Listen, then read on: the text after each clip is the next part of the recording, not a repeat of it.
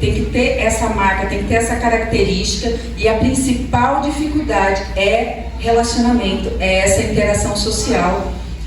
Tem alguns padrões de comportamento repetitivos, que podem ser movimentos motores, pode ser repetição de palavras,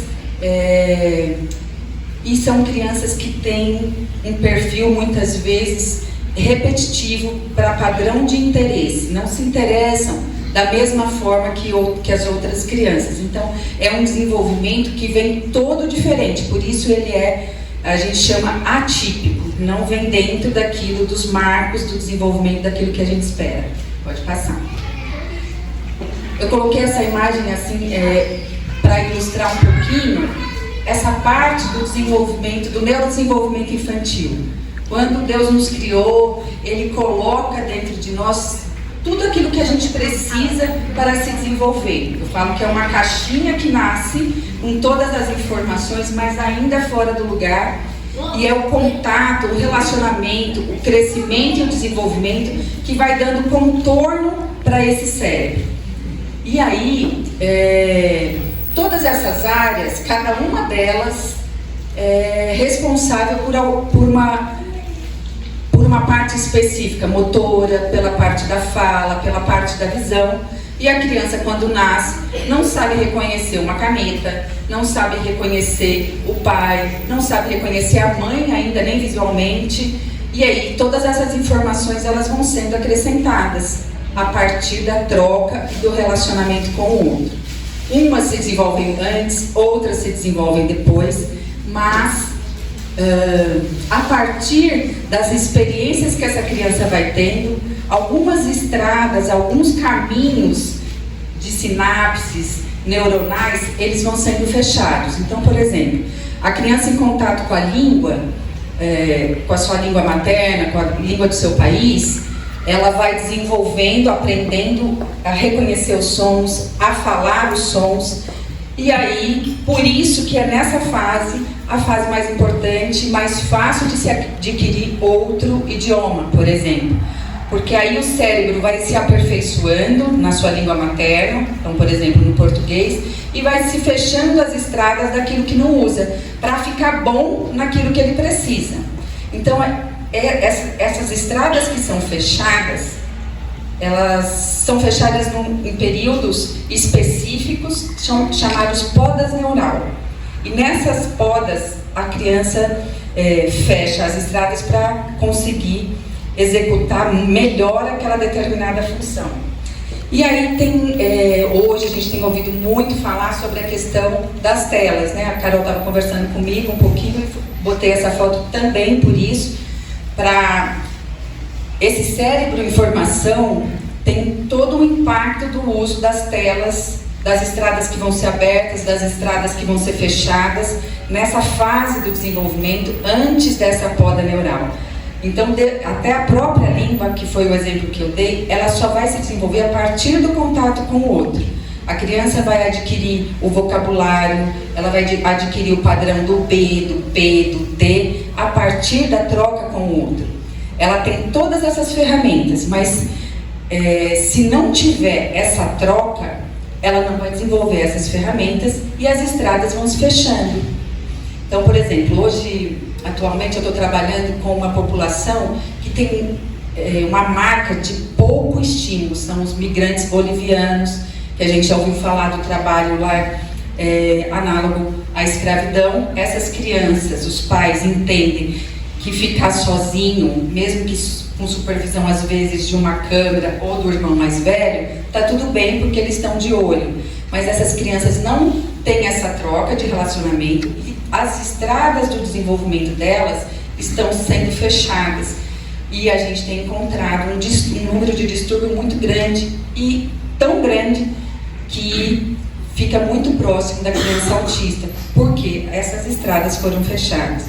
Quando a criança está usando a tela, o que vai acontecer? Ela não vai ter, como nós tínhamos antes, as trocas na brincadeira, a interação, a troca de olho, o próprio vocabulário, saber lidar com o problema, olhar para você, por exemplo, enquanto está fazendo assim, e saber que você está concordando com aquilo que eu estou dizendo, mesmo não falando nada. Então são inferências que a gente faz na comunicação que esta criança não vai aprender a fazer, ela vai perdendo.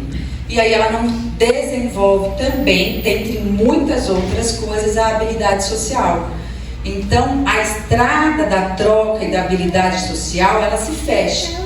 E aí essa criança vai crescer sem saber lidar com como eu vou resolver esse problema se o elevador fechou e não tem atenção, não sabe pedir desculpa, não sabe ler uma comunicação que não está sendo falada tão clara, não vai saber executar funções elementares. E não é só pelo conteúdo em si, é pelo impacto no desenvolvimento. Então hoje a Associação de Pediatria proibiu, né, é categórico que antes dos 2 anos não se deve ter acesso à tela.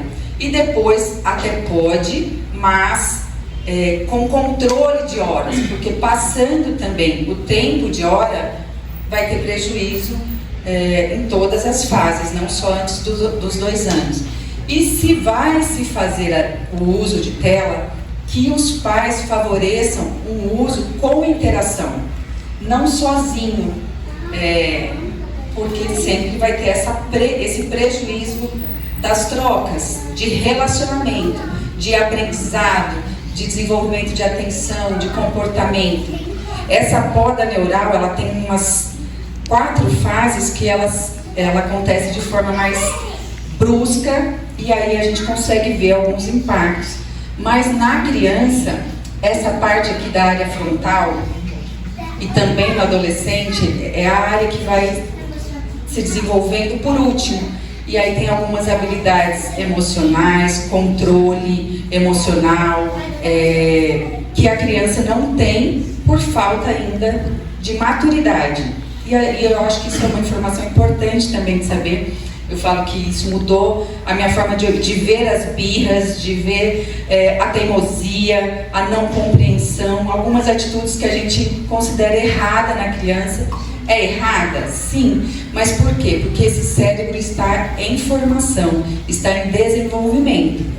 Principalmente essa área frontal, que é a capacidade de julgamento, de compreender causa e consequência, está sendo formada. Então, a gente tem muita naturalidade para não dar carne para um bebê, mas porque a gente sabe que ele não vai conseguir mastigar. Mas às vezes é difícil entender aquele comportamento, porque ele não tem controle emocional, não tem essa habilidade. E aí é o nosso papel de ir ensinando para se fechar as portas que precisam ser fechadas, mas compreender que é uma fase do desenvolvimento. E hoje a adolescência mudou para mim também, porque é a última poda neural, maior poda, assim, mais expressiva, acontece na adolescência, onde também não tem a crítica. Está se transformando esse cérebro para uma fase adulta justamente para ter essa ruptura do cuidado e de ficar embaixo das nossas asas. Então é uma mudança muito brusca, não é hormonal como a gente costuma ouvir, são os hormônios da adolescência. Não são os hormônios, é uma questão da formação e do desenvolvimento de capacidades do cérebro que ainda não se tem, essa maturidade. E aí os desafios, gosta de muito desafios, e o nosso papel é ir conduzindo esse desafio em medidas menores para eles não quererem correr risco, como a gente vê aí os adolescentes rompendo, né, fazendo além daquilo que é esperado para a idade, porque não tem essa capacidade de julgamento. Pode passar. Tem um erro, né?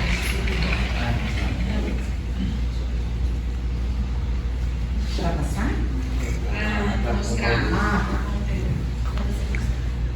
Aí eu coloquei, voltando agora, né, para o TEA, eu coloquei alguns dados importantes.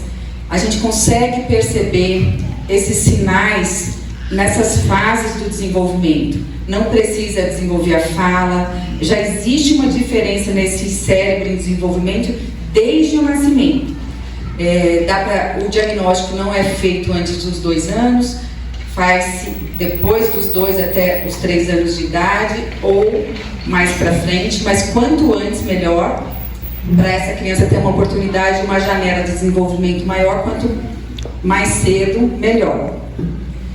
A gente sabe que tem muito mais menino do que menina, porque Deus nos fez com um genoma que é muito mais difícil de ter diferenças e mutações do que os meninos. E aí, uma das causas é essa mudança genética no gene. Não se sabe exatamente quais são os genes para o autismo, mas tem muitos agora já em estudo, e aí se aprofundando ainda para conhecer um pouquinho mais. Hoje, o TEA, por isso a gente está ouvindo tanto, ele é um problema de saúde pública mundial. Por quê? Porque a gente tem encontrado muitas crianças com esse diagnóstico, e a gente vai falar um pouquinho sobre isso. Pode passar. Aí eu botei um gráfico só para ter uma ideia, agora eu vou usar isso aqui, para ter uma ideia dessa curva de crescimento. Então, olha, se a gente vê esse CDC aqui, é lá dos Estados Unidos. No Brasil a gente não tem estudos como esse, e eles vão fazendo essa quantificação de 2 em 2 anos. E a gente vê um crescimento considerável, e aqui em 2022, essa estatística chegou a cada 44 crianças nascidas, uma tem TEA nos Estados Unidos. Então, isso significa que a cada sala de aula, provavelmente, a gente tem uma criança dentro do transtorno, dentro do espectro. Então, é um número muito alto e muito considerável. E isso porque, mesmo nos Estados Unidos, o diagnóstico não é tão eficaz. Tem muitas crianças ainda não diagnosticadas, porque é um diagnóstico clínico. Não tem nenhum exame que se vai fazer e sair o laudo pronto de que a criança tem o transtorno do espectro autista. Se a gente fizer uma transposição para o Brasil, a gente vai ter, desses dados, né, desse valor, a gente vai ter quase 5 milhões de crianças com autismo no Brasil. Pode passar. E aí, esse último estudo foi de 2022, mas saíram outros dados de 2023, que aí foi para uma criança em 36. Mas é um estudo diferente do anterior, lá era uma faixa de etária mais ampla, e aqui são crianças de 8 anos, então em idade escolar. Porque tem os níveis, tem os graus, e quando é leve, é mais difícil de diagnosticar pequeno, e aí esse diagnóstico pode vir mais tardio. Uma das explicações é que o diagnóstico melhorou e por isso aumentou tanto. A possibilidade de diagnóstico aumentou, mas existe uma outra linha que começa a questionar a influência de outros fatores nesse aumento. Um deles é a nossa epigenética. São as mudanças que essas trocas com o meio ambiente, a troca com o outro, vai gerando em nós, fechando e abrindo outras estradas, e isso passa a fazer parte do nosso gene. Então, hoje se sabe que as mudanças do meio ambiente mudam aquilo que a gente achava que vinha no começo da nossa vida e ia até o fim. Dependendo das experiências que a gente tem, essa marca muda de uma forma que a gente vai passando de geração em geração. Então, tem uma linha aí de estudiosos que acreditam que não é só por conta do diagnóstico, mas a própria experiência com as telas, a própria falta de relacionamento com o outro, a questão de alimentação, de sono, vem mudando os nossos genes de uma forma que isso vai ser passado para as outras gerações. E esse aumento não é só explicado pela questão da melhora no diagnóstico. Quais são, então, os sinais e os sintomas mais comuns que a gente pode observar numa criança com TEA? A criança, geralmente, ela vai ter bem pouco contato visual, Então é uma criança que você olha e ela não mantém, não sustenta o olhar para você. Ela pode até olhar, rapidamente ela desvia. Porque a maior dificuldade dessa criança é interação social, é compartilhar, é trocar. Ela vai ter uma dificuldade na interação, então uma dificuldade muito grande de considerar o outro, porque as áreas responsáveis por essa parte do desenvolvimento, elas não funcionam como deveria funcionar. São crianças que vão ter dificuldade de imitar, porque como é que eu imito você se eu não mantenho nenhuma atenção direcionada, focada para isso? E a parte da imitação lá no cérebro, né, que a gente mostrou no início, ela está comprometida. Não atende quando são chamadas. Então você fala, às vezes essas crianças são comparadas com crianças com deficiência auditiva, porque é como se elas não ouvissem, te desconsidera tanto que parece que não está escutando. Então, às vezes fala assim, parece que ela está em outro mundo, ou parece que eu não estou ali, o olhar te atravessa. Então tem todos esses relatos. Não tem atenção compartilhada. O que é isso? Coisas simples das nossas crianças do dia a dia, assim. Então você chama para brincar, ela pode vir para o brinquedo, mas você não faz parte da brincadeira, ela não compartilha com você, ela não te dá a peça do jogo, ela não olha, ela não pergunta, ela não traz iniciativas nessa troca de brincadeira, de diálogo, de atenção compartilhada. Muito geralmente, não é sempre, mas tem um atraso muito importante na fala, e atraso na fala não é só na verbalização, mas é também nessa compreensão. E aí, não são crianças que em todas as vezes a gente vai falar e ela vai entender.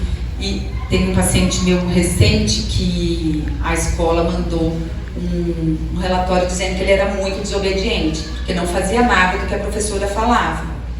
Aí eu fui explicar para o pai, para ele ter ideia e poder enfrentar, né, confrontar essa professora, ter os argumentos necessários. Por quê? Peguei um caderno e uma caneta. Coisa simples que eu sei que ele conhece, é uma criança de 7 anos, já está na escola faz um tempo, e o nome dele é Matheus. Matheus, pega o seu caderno e a sua caneta e coloca em cima desse armário.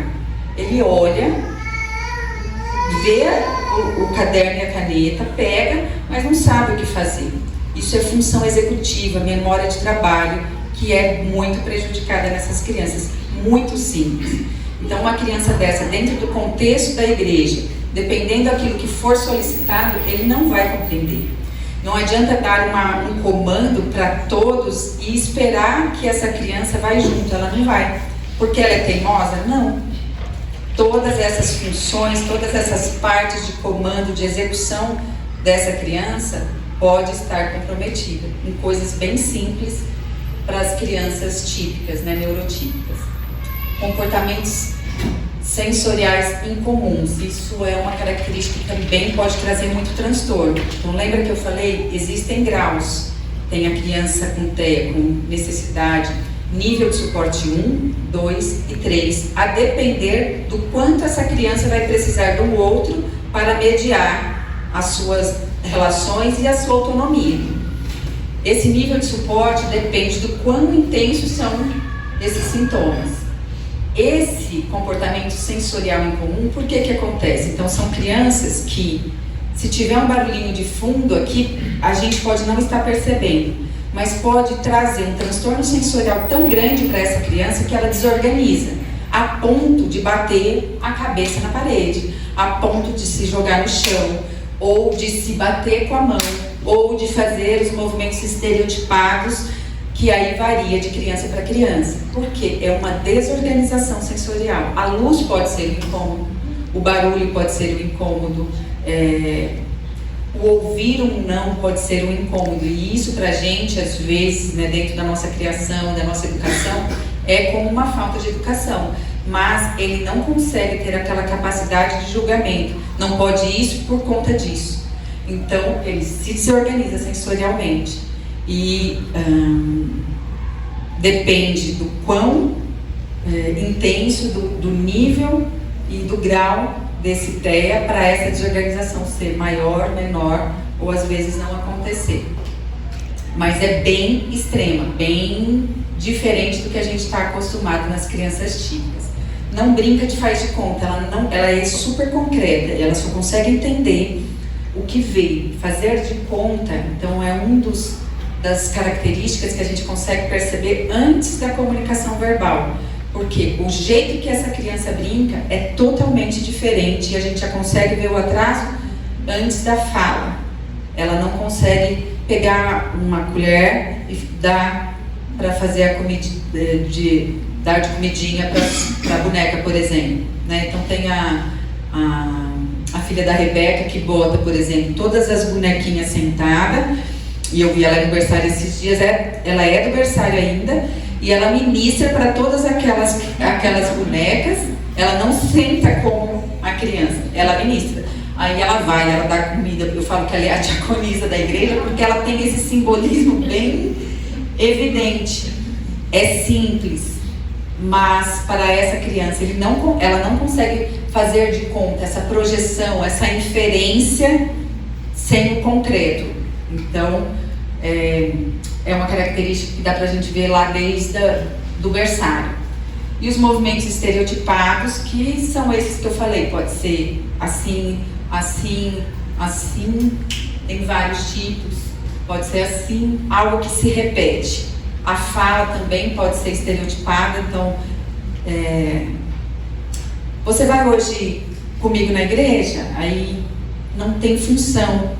A criança pode desenvolver fala ou não, e se tem fala, ela repete, ela vai falar, você vai comigo na igreja hoje? Ela não entende a troca, então ela tende a repetir essa fala do outro. Ou é uma criança que não falava nada e de repente ela traz uma frase inteira de um desenho que ela assistiu anteontem, fora de contexto total, repete uma frase inteira. Então é outra característica também. Tem algumas que não vão desenvolver a fala, então são crianças que não vão desenvolver comunicação verbal, aí a dificuldade de compreensão pode ou não também estar presente em maior ou menor grau. E às vezes precisam de outras alternativas para a gente conseguir que essa criança tenha o mínimo de autonomia possível de passar. Eu não sabia nada sobre TEA, tem 3 anos que eu comecei a atender essas crianças e é uma causa que tem mexido muito comigo. Porque são crianças que sofrem demais e famílias que sofrem muito, muito. Porque essas crianças, elas são muito sujeitas à estigmatização, discriminação e a violações de direito.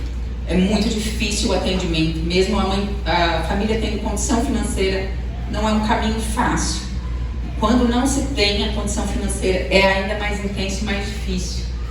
O TEA, ele pode estar associado com outros transtornos. Acho que eu esqueci um slide aí, mas com outros, não vem sempre sozinho. Na verdade, quase metade deste número ainda aparece com outras questões associadas.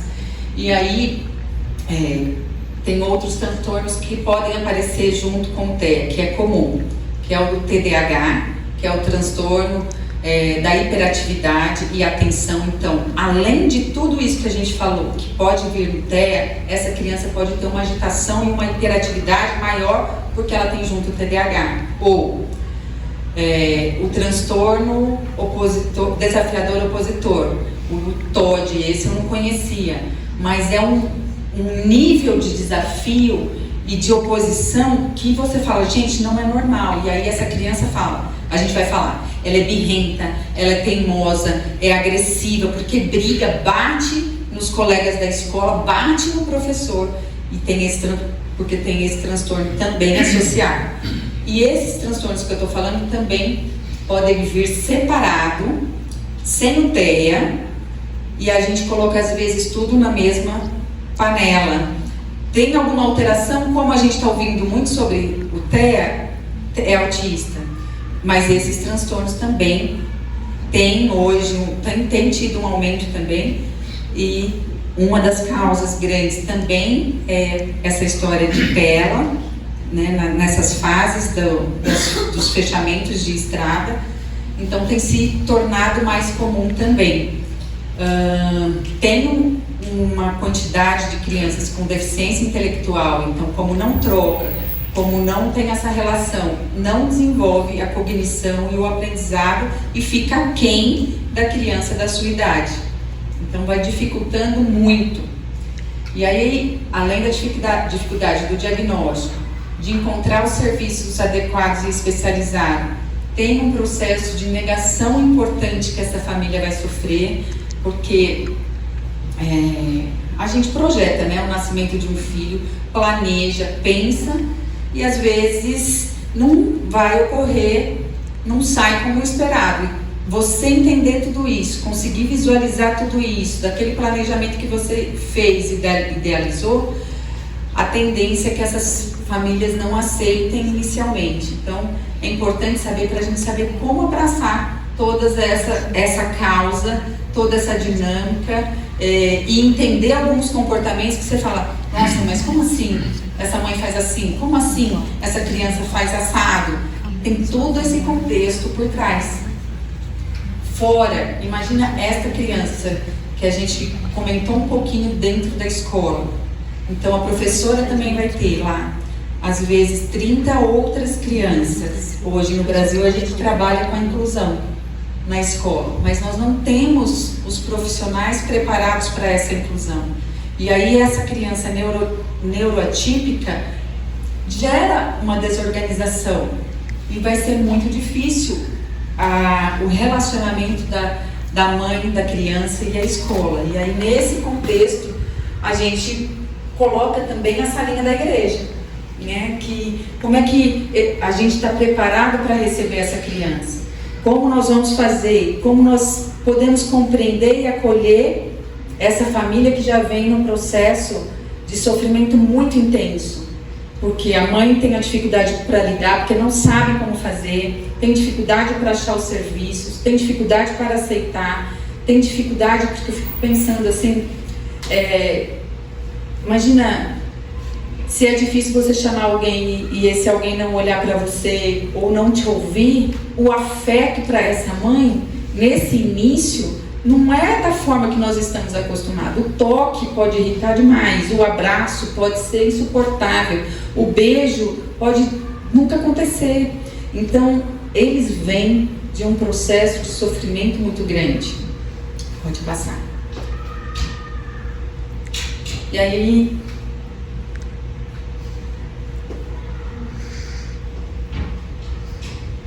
assim, eu fiquei pensando qual que é o nosso papel com essas crianças, né?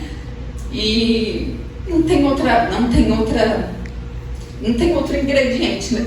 Que eu acho que só conhecendo, compreendendo é que a gente vai poder ter o amor necessário para desenvolver a empatia e a compaixão que essas famílias e essas crianças precisam. E aí acho que foi isso que eu misturei com essas famílias, e hoje eu penso em trabalhar mais do que eu tenho feito com essa população. E eu falei que, enquanto eu fui fazer essa aulinha, essa apresentação, me veio assim, um projeto no meu coração que eu quero botar bastante força para acontecer, pela empatia que eu desenvolvi com essas famílias, com as dificuldades, com os desafios que eles têm e com o potencial que essa criança também tem. Então, eu fui aprendendo ao longo desses 3 anos, por feeling, com essas ferramentas aqui, eu tenho provado de resultados que eu jamais imaginei. Porque eu era de outra área, na fono, não era a minha área, mas eu nunca tinha trabalhado com uma criança com autismo, porque antes a gente só conhecia criança autista, essas que batem na parede, que se autoagride, que você não... E isso que eu conheci na minha época de faculdade faz um bom tempo. Mas são crianças com um potencial muito grande e que, quando trabalhadas, a gente consegue ver o que elas podem fazer e ser uma ponte, né, de construção para tudo isso. E a igreja vai ser esse lugar, né? A gente tem que ser esse lugar. Se ela encontrou encontra tantos desafetos e tantas portas fechadas, nós não podemos ser essa porta fechada, ou não acolher essa criança. Como eu falei, esse espectro ele é tão amplo que não tem como ter uma receita. A única coisa é você chegar no nível daquela criança e entender quais são as dificuldades dela, né? O pai veio e trouxe o relato, ele tem autismo, ou ele tem TEA. Tá bom, pai, tá bom, mãe, vamos sentar, vamos conversar. O que você acha dos sintomas, quais são as dificuldades que ele apresenta? Ele não gosta da luz, ele não gosta do barulho, não suporta o toque, ele não entende, mas ele fala. E aí, dentro das particularidades, daqueles sinais que aquela criança específica apresenta, a gente tentar o máximo incluir ela dentro da salinha de acordo com a idade dela. E outra coisa importante é explicar, né, para as outras crianças como lidar, o porquê, que eu acho que é isso. O conhecimento vai trazer libertação, que é o que a palavra fala. Então, não é para a gente multiplicar a ideia de que é o diferentão, o esquisitão. Nós temos, por exemplo, um adolescente dentro da igreja que eu soube de um diagnóstico bem tardio. Foi uma criança que desenvolveu a fala, que acompanhou a escola.